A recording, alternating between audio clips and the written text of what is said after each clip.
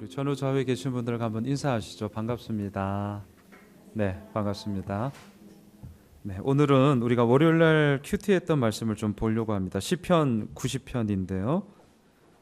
큐티 책으로는 월요일 본문을 보시면 되겠고요.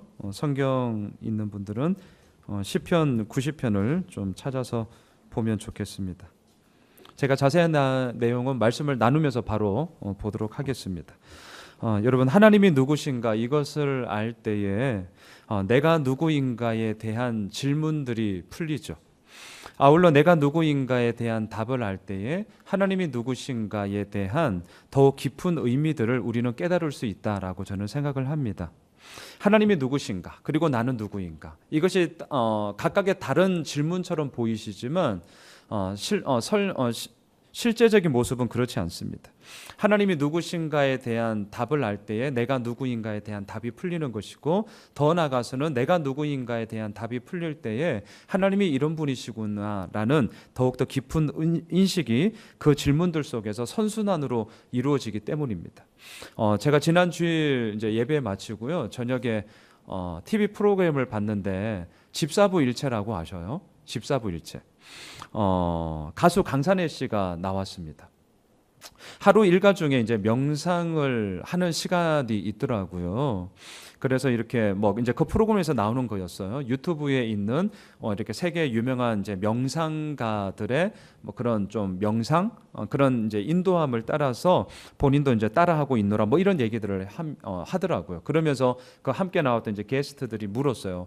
왜 이런 명상을 하느냐? 그랬더니 이렇게 얘기하더라고요. 내가 누구인가?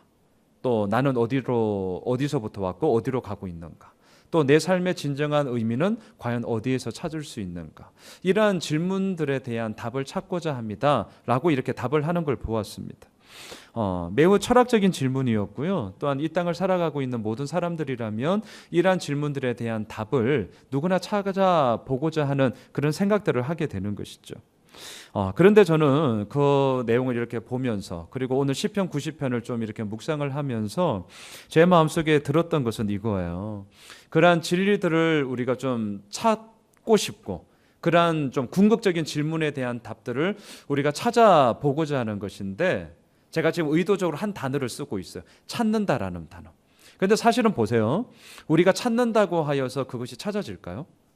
그리고 우리가 그것을 찾는다고 한들, 또한 찾았다고 한들 그것이 모든 사람들에게 통용되어지는 만고불변의 진리가 될 수 있을까요?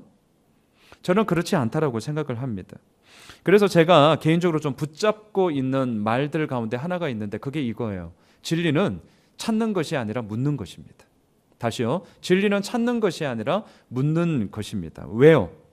유한한 존재인 우리가 아무리 진리를 찾는다고 한들 찾을 수도 없을 것이며, 또한 설령 찾았다고 하지만 그것이 모든 사람들에게 통용되어지는 만고불변의 진리가 될 수 없기 때문에 그렇습니다. 진리는 찾는다고 해서 찾는 것이 아니라 진리는 묻는 것입니다. 왜? 우리는 하나님의 형상으로 지음받은 존재이기 때문인 것이죠. 그렇기 때문에 우리가 살아가면서 모른다면, 이러한 궁극적인 질문에 대한 답을 찾을 수 없다면 우리는 우리를 지으신 창조주 하나님께 묻는 것이죠. 하나님, 내가 누구이죠? 하나님, 내가 어디로부터 왔고 또한 어디로 가는 것입니까? 하나님, 내 삶 가운데 진정한 삶의 의미는 과연 어디에서 찾을 수 있는 것입니까? 라고 우리는 물어야 하는 것 아니겠습니까? 자, 오늘 우리가 이제 보게 될 시편 90편은요 모세의 기도입니다. 자, 모세의 기도라는 것을 좀 잊지 마십시오. 모세 역시 오늘 본문을 통해서 두 가지를 고백합니다. 하나님은 누구냐? 그리고 나는 누구냐? 그리고 이 두 질문에 대한 답을 통해서 마지막 하고는 얘기가 뭐냐면, 하나님이여 오늘 내 삶 가운데 돌아와 주십시오 라고 간구하는 것으로 오늘 시편 90편이 이루어지고 있습니다. 여러분, 오늘 본문 1절을 한번 보시죠. 1절 우리 함께 읽겠습니다. 시작. 주여, 주는 대대에 우리의 거처가 되셨나이다. 자, 거처. 이리저리 떠돌아다니는 게 아니라 자리를 잡고 사는 곳, 이것이 바로 거처죠. 또 다른 말로 보금자리, 이렇게 얘기할 수 있습니다. 자, 시편 90편이 제가 앞서 말씀드렸습니다. 모세의 기도라는 것을 잊으시면 안 됩니다. 자, 모세에게 있어서 중요한 문제 중에 하나가 바로 거처의 문제였기 때문이죠. 그리고 모세와 함께했던 이스라엘 백성들의 모든 삶의 중요한 문제들이 많이 있었겠지만 그 중에 하나 역시 거처였기 때문입니다. 자, 모세를 한번 생각해 보십시오. 그의 인생은 120년이었습니다. 그의 120년의 인생을 40년, 세 텀으로 우리는 나눌 수 있습니다. 첫 번째 40년 무엇이었습니까? 비록 어머니로부터 버림을 받았지만 사실은 그것은 버림이 아니라 생명을 살리고자 하는 차선책이지 않았습니까? 이집트의 왕자로서 살아가죠. 부족함이 없습니다. 물론 혈통에 있어서 순수 왕족이 아니었기 때문에 권력 투쟁에 있어서는 이 모세는 아예 예외였을 것입니다. 그럼에도 불구하고요, 최소한 그의 거처의 문제에 있어서는 전혀 부족함이 없는 그냥 온전함 가운데 살아갔던 그의 삶이었습니다. 하지만 그 이후에 두 번째 40년, 두 번째 텀은 어떻습니까? 살인자로서 도망자의 신세가 되어져 버렸습니다. 미디안 광야에서 목자 생활을 합니다. 물론 그의 거처의 문제가 그렇게 고민은 되지는 않았을 것입니다. 왜냐하면 물론 이집트 왕자로서의 삶의 그 거처와는 비교할 수 없지만 그럼에도 불구하고 정말 장가가고 결혼함으로 말미암아 그의 거처의 문제가 비록 초라하고 보잘것 없었겠지만 그래도 그 거처의 문제가 온전하게 이루어졌기 때문이죠. 하지만 나머지 40년 마지막 한 텀은 어떻습니까? 하나님의 부르심을 따라 이스라엘 백성들을 인도하는 지도자로서 이제 광야 생활을 하게 되는 것이죠. 앞서 우리 송 집사님도 기도하셨지만 우리들의 모든 고민은 내일에 대한 부분으로 늘 염려하잖아요. 그러다 보니까 우리가 놓치는 것이 무엇입니까? 바로 오늘 우리들의 삶을 놓치는 어리석음이 진짜 많이 있습니다. 거처의 문제도 사실 마찬가지인 거죠. 오늘 우리들에게 허락하여 주시는 그 거처가 너의 모든 힘을 쏟아야 될 것이야 라는 메시지를 던져주는 것이 광야잖아요. 왜? 내일은 어디로 갈지 모르니까. 그럼에도 불구하고 이 땅을 살아가는 모든 삶들의 속에서 모세 그리고 함께하고 있는 이스라엘 백성들 속에서 이 광야는 진정한 거처가 되지 못했습니다. 자, 제가 왜 지금 이 이야기를 하느냐? 시편 90편이 모세의 상황 가운데 정확히 이때다라고 말은 못합니다. 우리가 알 수가 없어요. 그럼에도 불구하고 오늘 1절에서 주여 주는 대대의 거처가 되셨습니다 라는 이 고백이 그냥 나오는 고백이 아니라 모세의 삶의 통으로 볼 때에 그의 모든 중요한 문제 중에 하나는 분명히 거처의 문제였기 때문입니다. 내가 어디에 머물러야 되느냐? 내가 어디에 내 온 마음을 쏟아내야 되느냐? 내가 그리고 무엇을 향하여서 집중적으로 살아가야 되느냐에 대한 이 거처의 문제는 모세에게 있어서 중요한 문제였기 때문이죠. 자, 한편 모세와 함께했던 이스라엘 백성들은 어떻습니까? 이 거처의 문제가 더했어요. 왜요? 우리는 알고 있잖아요. 애굽에서 종살이를 하고 있습니다. 종살이 하는 것이 어찌 이들에 있어서 보금자리가 됩니까? 이들의 거처가 되지 못하는 것이죠. 자, 모세의 인도를 따라 광야 생활을 합니다. 광야? 거처가 되지 못하는 것이죠. 이들에게 분명한 목적지가 있었습니다. 하나님이 약속하신 땅, 젖과 꿀이 흐르는 땅, 가나안 땅이었죠. 자, 그 가나안 땅 어떻습니까? 가나안 땅에 거처한다고 모든 삶의 문제들이 해결되었습니까? 가나안 땅에 거한다고 하여서 그들의 모든 마음들이 하나님을 더욱더 진실하게 찾게 되었습니까? 아니요. 정착하니까요. 더욱더 큰 문제가 벌어지고 있습니다. 유목민에게도 많은 문제가 있지만 정착민에게도 얼마나 큰 문제가 있습니까? 그래서 우리는 뭐라고 합니까? 나그네잖아요. 유목민이잖아요. 영적인 유목민으로서 하나님의 그 본향을 향하여서 나아가는 우리들의 삶 속에 오직 하나님만을 붙잡고 나아가야 하는데 우리는 그게 힘드니까 뭐예요? 자꾸 머물러 싶고 있는 거죠. 정착민으로서 살아가고 싶은 우리들의 마음이 있지 않습니까? 자, 가나안 땅에 거한다고 하여서 저절로 모든 것이 다 하나님의 질서 가운데 거하는 것이 아니라 오히려 온갖 재앙의 우상들이 판을 치게 되어지는 가나안 땅의 무질서함을 우리는 알고 있습니다. 이스라엘 백성들 역시 내가 거해야 될 거처는 어디일까? 이것에 대한 궁극적인 질문들과 또한 하나님 앞에 정말 구하고자 하는 이런 간절함들이 너무나 많았습니다. 자, 이런 상황 가운데 오늘 시인이 모세가 기도하는 첫 마디가 뭐냐? 다시 한번 1절을 보실까요? 우리 좀 이러한 마음을 품고 다시 한번 읽어봅시다. 시작. 주여, 주는 대대의 우리의 거처가 되셨나이다. 자, 하나님은 어떤 분이십니까? 대대의 우리의 거처가 되시는 분이시죠. 어디에 있느냐가 결코 중요한 게 아니더라고요. 땅의 문제, 장소의 문제가 아닙니다. 우리 다 알고 있습니다. 아무리 궁궐 같은 집에 거한다 할지라도 그 장소가 단지 그 공간이 우리들에게 안식을 주는 게 아닙니다. 설령 초막이나 저 산 깊숙한 곳이나 아니면 광야라 할지라도 우리들의 믿음의 고백처럼 그 어디나 주님과 함께 한다면 하늘나라가 되는 것이죠. 하지만 반대로 궁궐에 있으면 뭐합니까? 아무리 큰 대궐에 있으면 뭐합니까? 그의 삶 가운데 하나님이 거하지 않는다면 그것만큼 초라하고 빈궁한 삶은 없게 되는 것이죠. 오늘 그리하여 1절에서 말하는 것처럼 하나님만이 우리들의 영원한 거처가 되는 거죠. 그리고 그 하나님으로 말미암아 우리들의 삶 가운데 이루어지는 것이 있는데요. 2절을 보세요. 2절에서 이렇게 얘기합니다. 같이 읽을까요? 시작. 산이 생기기 전 땅과 세계도 주께서 조성하시기 전 곧 영원부터 영원까지 주는 하나님이시니이다. 창조주 하나님의 영원하심을 노래하고 있죠. 자, 1절에서는요, 우리의 거처가 되셨습니다 라는 그런 거처의 문제로 시작이 되어졌는데요, 2절에서는 이 폭이, 이 깊이가 더욱더 넓어지고 더욱더 깊어집니다. 어디까지 가냐면 태초까지 갑니다. 땅과 세계가 주께서 조성하시기 전, 산이 생기기 전, 태초에 우리가 이해할 수 없는 그 시간까지 이 거처가 되시는 하나님의 이야기를 쑥 끌고 올라가요. 그리고 나서 뭘 얘기하냐면 영원부터 영원까지를 얘기합니다. 이건 우리가 헤아릴 수 없는 시간입니다.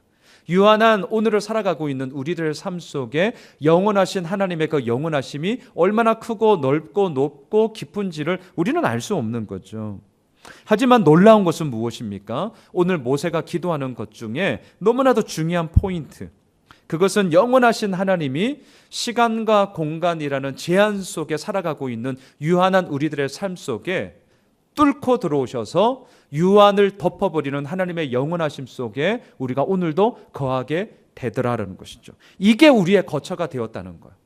그러니 어찌 세상 사람들이 이것을 이해하겠습니까? 웃기고 있네. 그건 무슨 말이야?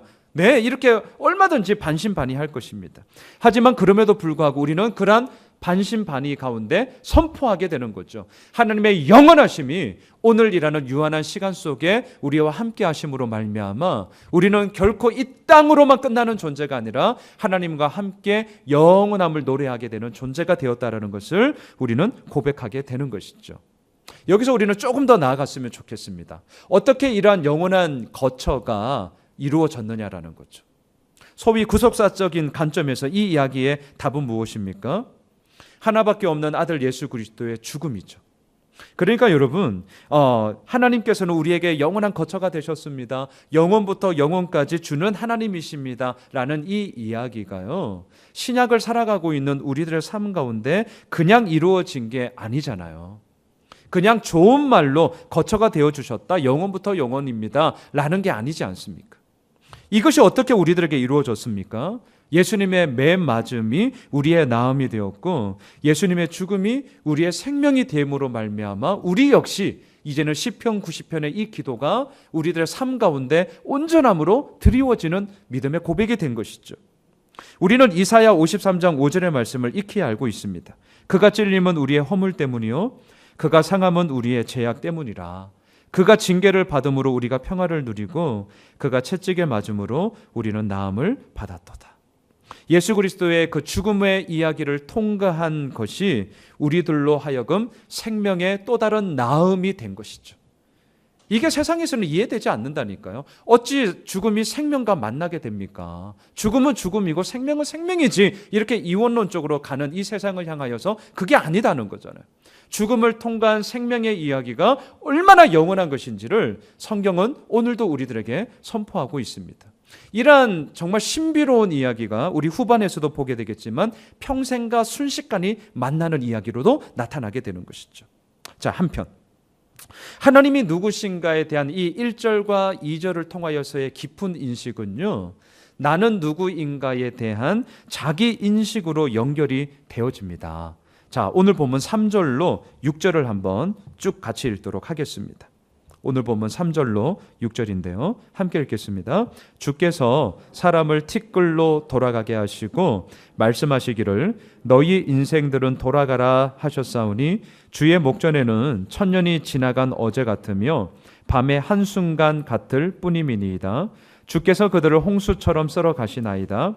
그들은 잠깐 자는 것 같으며 아침에 돋는 풀 같으나이다. 풀은 아침에 꽃이 피어 자라다가 저녁에는 시들어 마르나이다. 자, 3절로 6절까지 사용된 용어들을 한번 잘 보십시오. 공통점이 있습니다. 영원함과 반대되는 유한하다라는 것을 보여주죠. 티끌이라는 단어도 나오고요. 또 지나간 어제라는 단어도 나오고요. 밤의 한순간, 또 잠깐, 그리고 5절과 6절을 보시면 아침에 피었다가 저녁에 지는 꽃, 이러한 단어들을 통하여서 유한함을 노래하고 있죠. 여러분, 인생의 유한함을 우리는 받아들여야 합니다. 그리고 3절로 6절에서 나오는 이러한 내용들이 우리에게는 진짜가 되어야 합니다. 자, 그런데 저를 봐도 그런데요. 이 땅을 살아가는 많은 사람들이 우리가 생각하고 살아가는 방식을 보면 인생의 유한함에 기초하기보다는 마치 영원히 사는 것처럼 행동할 때가 참 많이 있다는 것이죠. 그렇기 때문에 끝없이 높은 곳을 향하여서 올라가고자 합니다. 더 많은 것을 가지려고 막 아둥바둥 살아갈 때가 많이 있죠. 저는 이 부분을 묵상하다가 어제 이렇게 말씀을 막 정리를 하다가 누가복음 12장에 나오는 어리석은 부자가 딱 생각이 나더라고요. 이미 우리가 잘 알고 있는 내용이잖아요. 그의 농사 지은 게 완전 초대박이 났죠. 얼마나 많은 결실을 맺었는지요. 쌓고 쌓아도 쌓을 곳이 부족하여서 고민하고 있는 부자였습니다. 우리는 이럴 때 생각하게 되죠. 야, 저 정도 이제 쌓으면 좀 나머지 부분들은 좀 어려운 이웃들을 도와주면 얼마나 좋을까. 이런 생각들을 우리가 하게 되죠. 가진 자로서 잉여의 소득을 나눈다면 그것만큼 아름다운 일은 없을 것입니다. 근데 문제는 뭔 줄 아세요? 오늘날도 마찬가지지만 전 세계적으로 문제가 되는 것은 빈익빈 부익부 현상이 점점 더 격차가 벌어지고 있는 것이죠. 우리나라도 마찬가지잖아요. 개천에서 용났다. 이 말이 이제는 좀 현실적으로 어려운 오늘을 살아가고 있습니다. 가진 자들은 이미 그들만의 리그를 만들어서 부의 대물림을 하고 있습니다. 지구촌 한쪽에서는 먹을 것이 없어서 오늘도 기아로 죽어가는 자들이 그렇게 많은가 하면 또한 지구촌 한편에서는 음식 쓰레기를 어떻게 처리해야 될지를 고민하고 있는 이 현실이 오늘날 우리가 살아가고 있는 이 세상입니다. 자, 뭘 말해 줍니까? 저렇게 많이 쌓으면 됐지. 이제 좀 어려운 이웃들을 나눠주면 얼마나 좋을까. 이 생각이 진짜 나이브한 생각이라는 거예요. 이거 그렇게 쉽게 풀리는 생각이 아니라는 거예요. 더 나가 볼까요? 이거 우리 얘기가 아니니까 그렇게 얘기하는 거예요. 여러분, 먹어도 배고픈 우리의 탐욕으로 인하여서요. 야, 저렇게 쌓으면 좀 나눠주면 얼마나 좋을까라는 이 질문 앞에 인간의 탐욕이 딱 가로막고 있는 거예요. 그렇기 때문에 이게 쉽게 풀리지 않는 문제라는 것을 이미 우리는 살아가고 있죠. 그렇기 때문에 이 부자는 어떻게 합니까? 더 큰 창고를 지어요. 나눠주지 않습니다. 그리고 모든 곡식들을 다 쌓아 놓아요. 그리고 나서 이 부자가 하는 말이 가관입니다. 한번 잘 들어보세요. 누가복음 12장 19절인데요.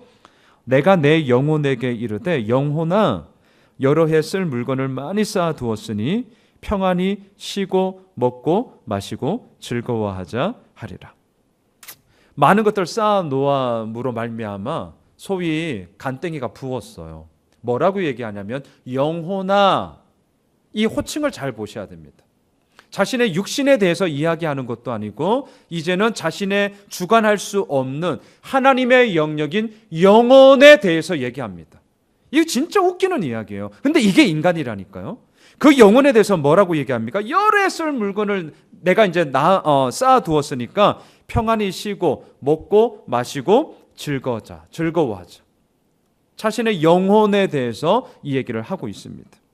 자신이 가진 것으로 말미암아 내 영혼의 모든 문제가 풀릴 것이라는 오늘날의 가치관과도 똑같이 들어맞는 거죠. 내가 그렇기 때문에 더 가지는 거죠. 더 쌓아 놓는 거죠. 그리함으로 말미암아 내일을 알 수 없는 그 현실에 대해서 이것이 그 모든 내일을 안정적으로 확보해 줄 것이라는 자신의 착각 가운데 살아가고 있는 이 어리석은 부자. 그러자 하나님이 어떻게 하시느냐? 누가복음 12장 20절이 한번 들어보세요. 어리석은 자여. 자, 호칭을 잘 보셔야 돼요. 부자여 이렇게 얘기하지도 않습니다. 이 어리석은 놈아, 오늘 밤에 네 영혼을 도로 찾으리니 그러면 네가 준비한 것이 누구 거 되겠니? 이렇게 이야기가 마치죠. 사랑하는 성도 여러분, 우리는 오늘 이 시편 90편을 통하여서 우리가 다 알고 있는 얘기예요. 진짜 우리의 인생은 유한해. 아침에 피었다가 저녁에 지는 꽃과 같아. 잠깐이야. 밤의 한순간과 같아. 지나간 어제와 같다. 이렇게 얘기는 다 한다고요. 하지만 우리들 실상을 들여다보면 그게 아닌 것 같아요. 저도 마찬가지거든요. 마치 영원히 살아갈처럼 우리가 그렇게 살아간다는 것이죠. 왜 이렇게 하느냐라는 거죠. 왜 이렇게 하느냐. 자, 저는 이것에 대한 답을 오늘 본문 11절에서 좀 찾게 되었습니다. 여러분 11절로 가보시죠. 시편 90편 11절을 한번 보십시오. 함께 읽겠습니다. 시작. 누가 주의 노여움의 능력을 알며 누가 주의 진노의 두려움을 알릴까? 반어법이잖아요. 아는 것 같은데 실상 들여다보니까 이놈들 모르고 있네. 지금 이 얘기예요. 자, 왜 그럴까요? 자, 우리는 죽는다. 여기에 대해서는요, 믿는 사람이든 믿지 않는 사람이든 다 동의하죠. 우리는 죽는다. 이거 다 동의해요. 그런데 잘 들여다보십시오. 우리는 죽는다. 이 문장 사이에 한 단어가 언제나 끼어져 있어요. 그게 뭔 줄 아세요? 자, 우리는 죽는다. 이거 다 동의한단 말이죠. 근데 우리는 죽는다. 요 사이에 요 놈 한 단어 때문에 우리가 죽지 않는 것 같아요. 그게 뭐냐면 언젠가라는 단어예요. 한번 잘 생각하셔야 돼요. 우리는 죽는다. 이거는 다 동의하는데 그 딱 사이에 우리는 언젠가 죽어. 이렇게 얘기한다는 거죠. 맞는 말이죠. 언젠가. 우리는 모르니까. 자, 그런데 이 언젠가라는 여지가 우리들에게 딱 들어올 때 무슨 뜻으로 얘기합니까? 언젠가라고 할 때. 가격하게 제가 얘기하면 지금은? 그렇죠. 지금은 아니라는 거예요. 요게 무서운 거예요. 요게 무섭다니까요. 지금은 아니야. 이 지금은 아니야가 계속 가는 거예요. 오늘도 가고 내일도 가고 모레도 가고 1년 후도 가는 거죠. 지금은 아니야죠. 하지만 얘기합니다. 우리는 언젠가는 죽어.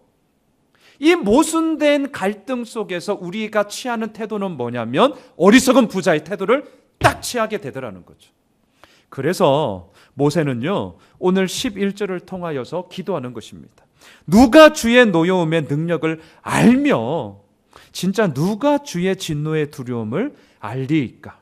이게 진짜 안다면 언젠가라는 이 수식어가 지금은 아니야 라는 게 아니라요, 우리 언젠가는 죽을 거니까. 하지만 지금일 수 있어. 아니, 지금이야. 오늘이야. 고로 내가 하나님 앞에서 온전히 살아가야지. 이게 되어진다는 것이죠. 여러분, 오늘 이 시편 90편을 통하여서 우리가 다시 한번 이 11절의 이 질문을 통하여 우리들의 대답이 어떠한지를 반드시 또한 분명히 답을 가져야 할 것입니다. 자, 그렇기 때문에 12절로 한번 넘어가 보실까요? 오늘 본문에서 시인이 간절히 구하는 것이 있습니다. 자, 12절 함께 읽겠습니다. 우리에게 우리 날 계수함을 가르치사 지혜로운 마음을 얻게 하소서. 여러분, 지혜가 무엇입니까? 우리 날을 계수하는 것이 지혜입니다. 다시 말하면 천년만년 살 것처럼 하지 말고 오늘 여기까지 오게 된 삶의 지난 날들을 한번 계수해 보는 것입니다. 그리고 오늘 하루 내가 어떻게 살았는지도 계수해 보는 것입니다. 그리고 그 삶의 연장이 바로 오늘, 계속해서 그 오늘이 바로 내일이 되어진다는 것을 자각할 때에 결코 우리는 허투루 살아갈 수도 없고요. 오늘 내가 하나님 앞에서 온전히 거해야 함이 마땅한 우리들의 삶의 답이라는 것을 고백하게 되는 것이죠. 그리고 더 나아가서 오늘의 소중함을 자각하게 될 때에 우리가 고백하는 게 있어요. 9절과 10절을 한번 보시죠. 9절과 10절 우리 같이 한번 고백합니다. 시작. 우리의 모든 날이 주의 분노 중에 지나가며 우리의 평생이 순식간에 다하였나이다. 우리의 연수가 70이요 강건하면 80이라도 그 연수의 자랑은 수고와 슬픔뿐이요 신속히 가니 우리가 날아가나이다. 오늘 이 본문은 장례식 때 저도 설교를 참 많이 했던 본문인데요. 특별히 9절에 보면 평생과 순식간이 만나고 있습니다. 이것도 정말 역설적인 얘기죠. 죽음과 생명이 예수 그리스도로 말미암아 우리들에게 만남이고 이따 저 감으로 말미암아 영원함이라는 시간의 개념을 만들었다면 오늘 9절에서는요 평생이라는 시간과 순식간이라는 시간이 만난다는 거죠. 야, 어떻게 이럴 수 있습니까? 근데 이거 이미 우리가 지금 다 경험한 거예요. 우리 인생의 선배님들 이미 다 노래하고 있는 거잖아요. 야, 하루가 어떻게 이렇게 빨리 지나가냐. 근데 일주일은 어떻습니까? 더 빨리 지나가요. 한 달은 어떻습니까? 벌써 8월 마지막 수요 예배예요. 오늘 토요일이면 이제 9월입니다. 한 달은 더 빨리 지나고요. 이제 오는 주일이면 우리 교회도 설립한 지 벌써 1주년이 됩니다. 와, 진짜 순식간이다. 우리가 이렇게 고백을 하게 되는 거죠. 이게 뭡니까? 오늘 9절에서 얘기하는 평생과 순식간이 만남으로 말미암아 우리는 고백하는 되죠. 날아갑니다. 이렇게 되는 거죠. 신속히 날아가 버립니다. 이게 우리의 삶이라는 겁니다. 자, 그렇기 때문에 마지막 우리가 어떻게 해야 될까? 이렇게 신속히 날아가는 삶, 평생과 순식간이 만남으로 말미암아 언제 이렇게 됐지? 라는 이 오늘의 모든 삶을 살아가는 것이 우리들의 삶의 형편일지언데 그러면 우리는 어떻게 해야 하냐라는 거죠. 그것을 저는 오늘 보면 마지막 13절로 17절까지라고 생각을 하는데요. 먼저 13절을 한번 보시죠. 13절 우리 같이 고백합니다. 시작. 여호와여 돌아오소서 언제까지니까 주의 종들을 불쌍히 여기소서. 자, 13절의 시작을 한번 잘 보십시오. 여호와여 돌아오소서 언제까지니까 이렇게 호소하고 있습니다. 우리는 질문할 수 있죠. 하나님이 언제 떠나셨지? 이렇게 질문하면 이 기도는 되게 우스운 기도가 돼요. 왜요? 하나님은 떠난 적이 없거든요. 하나님은 언제나 우리와 함께 하시고 하나님은 언제나 영원한 거처로서 이 모든 것들을 주관하시는 분이죠. 하나님이 왜 떠납니까? 떠났다면 우리가 떠난 거죠. 그런데도 불구하고요, 지금 모세는 돌아오십시오. 마치 하나님이 저 멀리 떠나건 것처럼 그렇게 여기고 돌아와 달라고 호소하고 있습니다. 시편 90편이 모세의 어떠한 상황 가운데서 이루어지는지 우리는 정확히 알 수 없습니다. 하지만 그의 삶 가운데 마치 하나님께서 떠나 있는 것처럼 여러분 성경을 보실 때 오늘 13절에서도 언제까지니까 라는 이 부르짖음의 호소는 하나님의 부재 상황 가운데 그러한 인식 때문에 이러한 용어를 쓰는 거거든요. 언제까지입니까? 이것은 뭐예요? 하나님의 부재 상황이라는 거예요. 하나님이 없다는 거예요. 하나님이 저 멀리 떠났다라는 거죠. 그러한 상황을 느꼈기 때문에 지금 모세는 하나님이여 돌아오소서라고 간절히 부르짖고 있는 것이죠. 왜 그렇게 부르짖습니까? 하나님의 돌아오심만이 모세의 삶 가운데 또한 더 나아가 이스라엘 백성들의 모든 삶 가운데 온전히 살 수 있는 시작이요 출발이었기 때문에 그리고 1절과 연결시키십시오. 하나님은 우리들의 영원한 대대의 거처가 되시기 때문에 돌아와 달라고 간절히 호소하고 있는 것이죠. 여러분 우리는 잘 알고 있습니다. 이러한 호소는요 모세가 무엇을 잘 했기 때문이 아닙니다. 지난주에 우리가 나누었던 것처럼 그 부르심에 합당하게 행하였기 때문도 아닙니다. 우리는 늘 이렇게 알고 있지만 나의 합당하게 행함이 근거가 되어서 돌아오십시오. 때로는 아주 어깨에 힘을 주고 이렇게 호소할 때도 있는데 그런 게 아니잖아요. 돌아오라고 구할 수 있는 것은 무엇이죠? 하나님이 어떠한 분이신가를 모세는 알고 있었기 때문이죠. 1절과 2절을 꼭 기억하셔야 됩니다.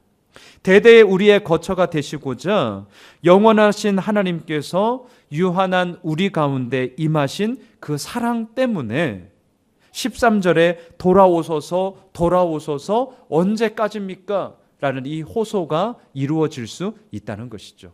엄밀하게 말하면 이건 말이 안 되는 거라니까요. 지가 떠났지 하나님이 떠난 적이 없거든요. 그럼에도 불구하고 돌아와 달라고 호소하는 것은 하나님의 영원한 거처가 이미 그의 삶 가운데 이루어졌기 때문에 이러한 호소가 이루어질 수 있다라는 것이죠. 그러면서요, 뭐라고 기도하는 줄 아세요? 우리 14절로 17절 우리 쭉 읽고 제가 오늘 말씀 정리하겠습니다. 14절로 17절 이렇게 기도하고 있습니다. 함께 읽겠습니다. 아침에 주의 인자하심이 우리를 만족하게 하사 우리를 일생 동안 즐겁고 기쁘게 하소서. 우리를 괴롭게 하신 날수대로와 우리가 화를 당한 연수대로 우리를 기쁘게 하소서. 주께서 행하신 일을 주의 종들에게 나타내시며 주의 영광을 그들의 자손에게 나타내소서. 주 우리 하나님의 은총을 우리에게 내리게 하사 우리의 손이 행한 일을 우리에게 견고하게 하소서. 우리의 손이 행한 일을 견고하게 하소서. 네, 하나님의 그 영원하심 앞에 돌아와 달라고 호소하면서요, 그 돌아오시는 하나님께 자신의 간절함들을 애원하고 있습니다. 만족하게 하시고 일생 동안 즐겁고 기쁘게 하소서. 오늘 이 말씀을 마치고 우리 함께 기도할 때에 우리 이 14절로 17절의 이 구절을 가지고 함께 좀 기도하면 좋겠습니다. 저 정말 이랬으면 좋겠습니다. 우리들 모든 일생 동안 하나님으로 말미암아 즐겁고 기쁘게 되길 진짜 소망합니다. 15절에서도 뭐라고 얘기합니까? 내가 괴롭게 하신 날수대로 우리가 화를 당한 연수대로 그만큼 우리를 기쁘게 해 주십시오. 또한 16절에서도 얘기합니다. 주께서 행하신 일을 주님의 종들에게 나타내시며 주의 영광을 그들의 자손들에게 나타내 주십시오. 또한 17절에서는 같은 말을 두 번이나 반복하잖아요. 우리의 손이 행한 일을 우리에게 견고하게 하십시오. 우리의 손이 행한 일을 견고하게 해 주십시오. 왜요? 우리들의 손이 행한 일의 견고함을 통하여서 내가 이렇게 했어 이걸 자랑하는 것이 아니라 그렇게 행하시는 하나님이 그 모든 것의 주인이심을 온전히 증거할 수 있는 거리가 될 수 있기 때문인 것이죠. 말씀을 정리하겠습니다. 인생의 유한함을 오늘 시편 90편을 통하여 우리는 진짜 인식해야 됩니다. 우리는 죽는다 이 말에 대해서는 다 동의한다니까요. 하지만 사람들은 언젠가 요 말에 대해서 자신의 욕망을 투영시킵니다. 이 말은 지금은 아니야. 이것으로 말미암아 마치 영원함을 살아가는 사람처럼 살아가죠. 하지만 우리 그렇게 하면 안 됩니다. 우리는 언젠가 죽습니다. 맞습니다. 하지만 그 언젠가가 지금은 아니야가 아니라 지금이야. 이 한 컷 차이예요. 51대 49의 싸움이라니까요. 이 하나를 어디에 두느냐에 따라서 100대 빵이 되는 것입니다. 우리는 100대 빵 때문에 고민하지 않습니다. 80대 20 이것 때문에도 고민하지 않습니다. 70대 30 이것도 고민하지 않아요. 60대 40 여기서부터 조금 고민하는 것 같아요. 그리고 더 고민되는 건 뭐예요? 한 컷 차이. 51이냐 49냐. 어디에 놓느냐에 따라서 결과는 100대 빵과 똑같은 것이기 때문이죠. 우리는 언젠가 죽습니다. 하지만 꼭 기억합시다. 언젠가가 지금은 아니야. 이게 아니라 지금이야.